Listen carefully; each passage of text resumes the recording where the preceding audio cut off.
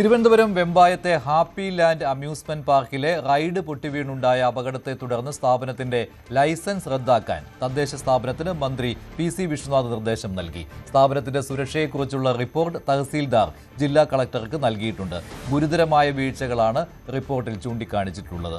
കൂടുതൽ വിവരങ്ങളുമായി എസ് അഭിലാഷ് ചേരുകയാണ്. അഭിലാഷ്, ഇന്നലെ തന്നെ മന്ത്രി വ്യക്തമാക്കിയതാണ് ഹാപ്പി ലാൻഡിന് ഇനി തുറന്നു പ്രവർത്തിക്കാൻ ഇപ്പോഴത്തെ സാഹചര്യത്തിൽ കഴിയില്ല എന്നുള്ളത്. ഇതിനു മുൻപും കഴിഞ്ഞ ദിവസവും ഇത്തരത്തിലൊരു അപകടം അവിടെ സംഭവിച്ചിരുന്നുവല്ലോ, ഒരു 2 മാസങ്ങൾക്ക് മുൻപ്. അതിനുശേഷവും എങ്ങനെ ഇത് തുറന്നു പ്രവർത്തിക്കാൻ കഴിഞ്ഞു തുടങ്ങിയ കാര്യങ്ങൾ പോലും ഉൾപ്പെടുത്തിയുള്ളതാണോ ഈ റിപ്പോർട്ട്? തീർച്ചയായിട്ടും സുരക്ഷാ മാനദണ്ഡങ്ങളിലുണ്ടായ വീഴ്ചയെ പറ്റി വളരെ വിശദമായ റിപ്പോർട്ട് തന്നെയാണ് ഇപ്പോൾ കളക്ടർക്ക് മുന്നിൽ എത്തിയിട്ടുള്ളത്.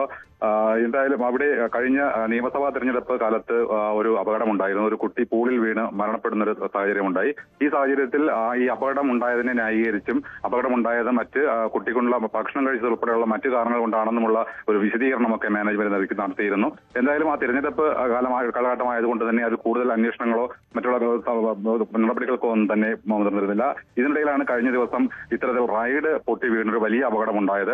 ഒരു വലിയ അപകടത്തിൽ നിന്ന് ഒഴിവായി എന്ന് വേണമെങ്കിൽ പറയാൻ പറ്റും. കാരണം ഈ റൈഡിന്റെ പ്രവർത്തനം അവസാനിക്കുന്ന ഘട്ടത്തിൽ, അത് ഏകദേശം ഓഫായി വരുന്ന സമയത്ത്, വേഗത കുറഞ്ഞ സമയത്താണ് ഈ അപകടം ഉണ്ടായത്. വേഗതയിൽ ഉണ്ടായിരുന്ന സമയത്തായിരുന്നെങ്കിൽ ഈ അപകടത്തിന്റെ ആഘാതം തന്നെ വളരെ വലുതായിരുന്നു.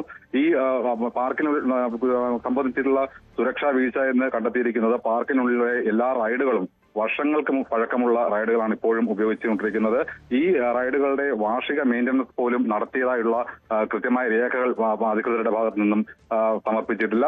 ഇത്തരത്തിൽ അത് മാത്രമല്ല, ഈ ഇതിനുള്ളിൽ പാർക്കിനുള്ളിൽ മതിയായ സുരക്ഷാ ജീവനക്കാരോ മാരും തന്നെ ഇവിടെ ഇല്ല എന്നും മാത്രമല്ല, ഒരു അപകടമുണ്ടായാൽ പെട്ടെന്ന് വൈദ്യസഹായം എത്തിക്കുന്നതിന് വേണ്ടിയിട്ടുള്ള സംവിധാനങ്ങളോ അതിനുവേണ്ട വാഹനങ്ങളോ ആംബുലൻസോ ഒന്നും തന്നെ ഇവിടെ ഉണ്ടായിരുന്നില്ല. ഇതെല്ലാം തന്നെ ഈ റിപ്പോർട്ടിൽ ഉൾപ്പെടുത്തിയിട്ടുണ്ട്. ഈ റിപ്പോർട്ടാണ് ഇപ്പോൾ കളക്ടർക്ക് മുന്നിലുള്ളത്.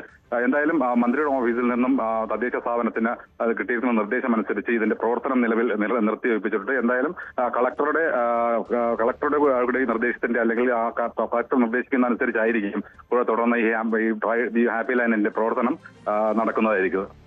ശരി, എസ് അഭിലാഷാണ് വിവരങ്ങൾ നൽകിയത്.